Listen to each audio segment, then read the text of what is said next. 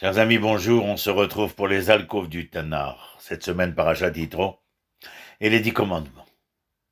Le 10e commandement, vous vous souvenez, nous dit « Tu ne convoiteras point la femme de ton prochain, tu ne désireras point la maison de ton prochain, ni son champ, ni son serviteur, ni sa servante, ni son bœuf, ni son âne, ni aucune chose qui appartienne à ton prochain. » Eh bien voilà, moi j'ai été inspiré tout d'abord par la philosophe italienne Elena Pulcini, qui a écrit sur l'envie comme passion triste. Quand on entend passion triste, on entend bien entendu Spinoza derrière.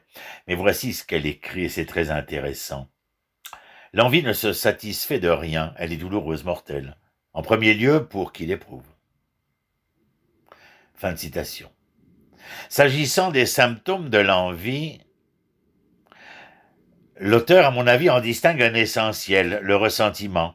Ce ressentiment pouvant donner lieu à la médisance, à la calomnie ou encore au crime. Pour que l'envie prenne racine, mes amis, 3 conditions doivent être remplies. Premièrement, nous devons être confrontés à une ou plusieurs personnes ayant une qualité, une réalisation, une possession enviable.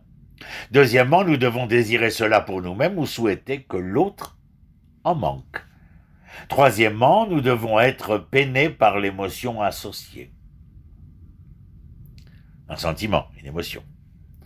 En somme, l'envie est la douleur causée par le désir des privilèges d'autrui. L'envie, c'est la douleur de voir autrui posséder ce que nous désirons, la jalousie de le voir posséder ce que nous possédons. Ça, c'est un propos de Diogène Laërce, les anciens philosophes grecs que j'adore. L'envie est méchante et avare, et sans doute la plus honteuse des fautes. Notre envie, entendez convoitise, n'est presque jamais avouée, pas même à nous-mêmes. Bien que les termes soient souvent utilisés de façon amovible, l'envie n'est pas vraiment synonyme de jalousie. Expliquons. Si l'envie est douleur, la jalousie est un tourment causé par la peur de perdre nos avantages au profit d'autrui. La jalousie, elle, n'est pas circonscrite à la sphère romantique, mais peut aussi s'étendre à des choses telles que les amis, la réputation, la beauté, la virginité, etc. Par rapport à l'envie, la jalousie est un moindre mal, et serait donc plus facile à avouer, dirais-je. L'envie est profondément ancrée dans la psyché de l'humain, et commune à tous les temps et à tous les peuples, n'ayons crainte. Nos ancêtres tribaux vivaient dans la peur de susciter l'envie des dieux par leur fierté ou leur bonne fortune. Dans la mythologie grecque, rappelez-vous, c'est l'envie d'Héra, la femme de Zeus, pour Aphrodite, la déesse de l'amour, qui déclenchera la guerre de Troie. Selon le livre de la sagesse, appelé en grec Sagesse de Salomon. C'est un livre qui figure dans l'Ancien Testament, attention, de l'Église catholique et de, et de certaines églises orthodoxes. Il est écrit ceci, c'est par l'envie du diable que la mort est entrée dans le monde. Selon la Genèse, le livre de Bereshit, c'est par envie que Caïn a assassiné son frère Abel. L'envie s'adresse particulièrement à ceux avec qui nous nous comparons, comme nos voisins et nos proches. Comme l'a dit le philosophe Bertrand Russell, les mendiants n'envient pas les millionnaires, même s'ils envieront bien sûr les autres mendiants qui réussissent mieux. Notre époque égalitariste et médiatisée à outrance nous encourage à nous comparer à tous, attisant les flammes de nos envies, mettant l'accent sur le matériel et le tangible, sur le spirituel et l'invisible. Mais notre culture empiriste et consumériste a éliminé depuis belle lurette les forces compensatrices capables d'étouffer ces désirs incandescents. La douleur est conséquente au sentiment d'infériorité, je parle de la douleur de l'envie. Elle est conséquente au sentiment d'infériorité, de frustration, provoqué par nos propres manques. La bévue de l'envie et la peur de l'encourager chez les autres nous empêchent paradoxalement de réaliser notre plein potentiel. L'envie nous coûte aussi des amis et des alliés plus généralement. Cela tiédit même réprime et mine nos relations les plus proches. Dans certains cas, cela peut conduire à des actes de sabotage, comme chez l'enfant, qui casse le jouet qu'il sait ne pas pouvoir avoir. Au fil du temps, notre angoisse et notre amertume deviennent un état psychosomatique qui peut générer, bien entendu, de véritables pathologies. Nous sommes, je dirais, littéralement consumés par l'envie. Elle peut également conduire à des réactions défensives un peu plus subtiles, telles que l'ingratitude, l'ironie, le mépris, le snobisme, le narcissisme, qui ont tous en commun l'utilisation du dédain pour minimiser la menace existentielle, que peuvent poser les fortunes d'autrui. Fortune au sens figuré, bien entendu. Autre défense ordinaire contre l'envie est de l'inciter chez ceux que nous convoitons, pensant que s'ils nous envient en retour, nous n'aurons plus aucune raison de les envier. La convoitise aveugle peut se transformer en un ressentiment, qui sera par essence un transfert. Ah, le monde de la psychologie. L'affectation de la douleur qui accompagne nos sentiments d'échec ou d'infériorité vers un bouc émissaire, Saïr l'Azazel, qui pourra alors être blâmé pour nos maux, persécuté et même finir comme sacrifié. Alfred Dreyfus est l'exemple type du bouc émissaire dans la mémoire populaire française. Le coupable idéal sur lequel on a fait rejaillir toute la haine dont a été victime la communauté juive à la fin du XIXe siècle. Un individu innocent, victime de l'acharnement d'un groupe social pour s'exonérer de sa propre faute. Le livre hébreu des Proverbes met explicitement en garde contre cela. Lorsque ton ennemi tombe, ne te réjouis point s'il succombe, que ton cœur ne jubile pas, l'Éternel verrait cela de mauvais œil et il détournerait de lui sa colère. J'espère que vous avez bien entendu. Le problème fondamental de la convoitise est qu'elle nous aveugle à une vue d'ensemble. Je l'ai déjà rappelé, chez Caïn et Abel.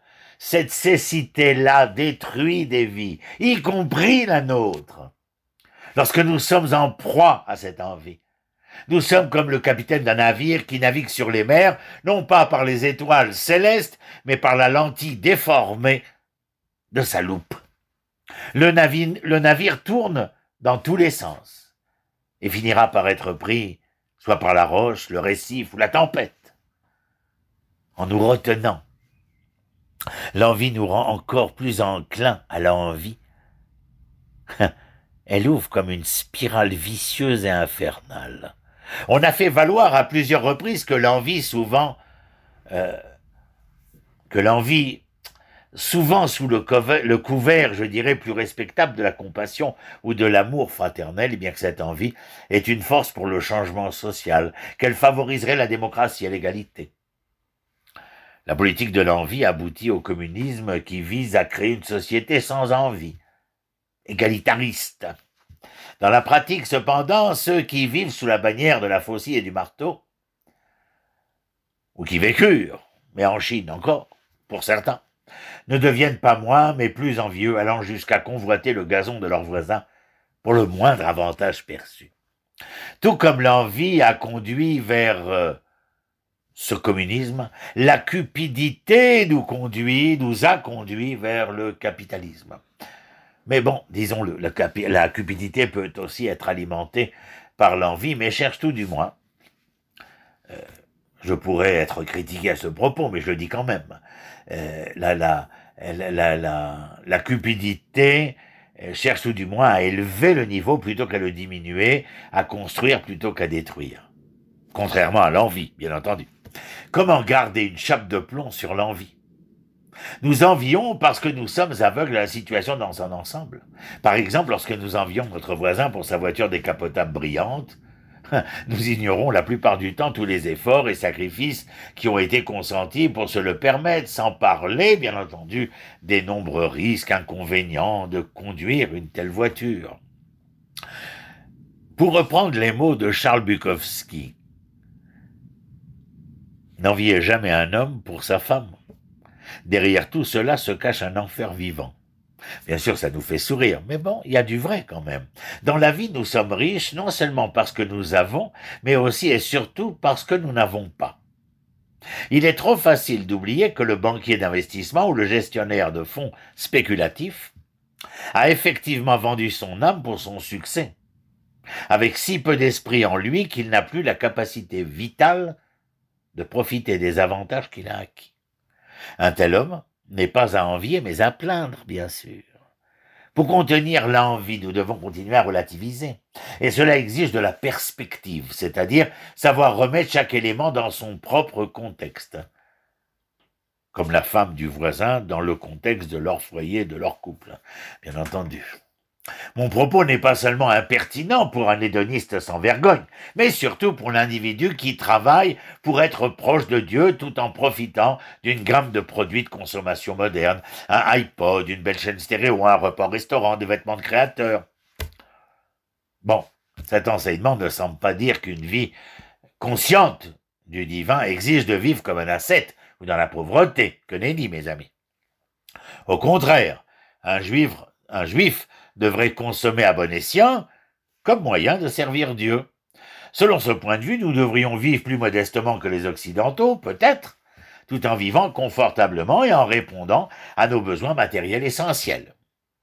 Considérons la consommation non point comme une fin en soi, mais comme un moyen de satisfaire l'utile. En ces temps de corona, cela s'entend bien entendu, ce qui autorisera inévitablement un espace à la présence divine. Quand l'on parlait de convoitise, on s'adressait aux Juifs vivant dans des sociétés pré-industrielles, pré-modernes et pré-consommation.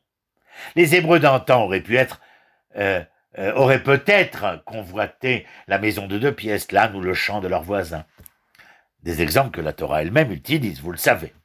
Toutefois, nous vivons aujourd'hui à une époque radicalement différente, moderne, orientée vers le consommateur et hautement technologique. Nous vivons dans un monde matérialiste où la convoitise est devenue une seconde nature. Mais au lieu de convoiter des ânes et des champs, nous convoitons les portables et les jaguars, les vacances en bateau de croisière et les résidences secondaires. Écoutez bien ça, une étude récente a recherché combien d'acres d'espace biologiquement productifs le citoyen américain moyen utilise par an en termes de consommation de nourriture, d'eau, d'énergie et bien d'autres. Autrement dit, combien de terres sont nécessaires pour soutenir le style de vie d'un Américain. Restez assis, attachez votre ceinture, l'estimation était de plus de 108 acres. 108 acres, mes amis, c'est 6 terrains de football. Et combien d'acres la Terre est-elle capable de produire pour chacun des 6,5 milliards de personnes dans le monde aujourd'hui? Continuez à rester assis. 15 acres. Cela signifie que le citoyen américain moyen consomme 7 fois plus que ce que la Terre peut supporter. Multipliez cela par des centaines de millions de personnes et vous verrez à quel point la surconsommation a un impact environnemental sur la planète. Là non plus, nous n'avons pas besoin de doctorat pour comprendre cela. Un consensus de scientifiques internationaux affirme que le changement climatique mondial causé par l'homme est susceptible de provoquer des tempêtes, des inondations, des sécheresses plus graves, avec des impacts majeurs sur les sociétés humaines, et nous le savons déjà. Le Midrash déclare que Dieu a fait entendre, entendez à Israël, les 10 commandements, parce qu'ils sont le cœur de la Torah et l'essence des commandements. Et si ceci se termine, ces 10 commandements, par ne convoitez pas, c'est qu'à mon humble avis, tout dépend de cette injonction qui nous laisse entendre que quiconque réaliserait cela, comme dira le Midrash, sera considéré comme ayant accompli toute la Torah. Que vous dire? En ces temps de corona, je n'en ai nulle envie. J'ai besoin du nécessaire et de l'utile. Shalom, shalom, à bientôt.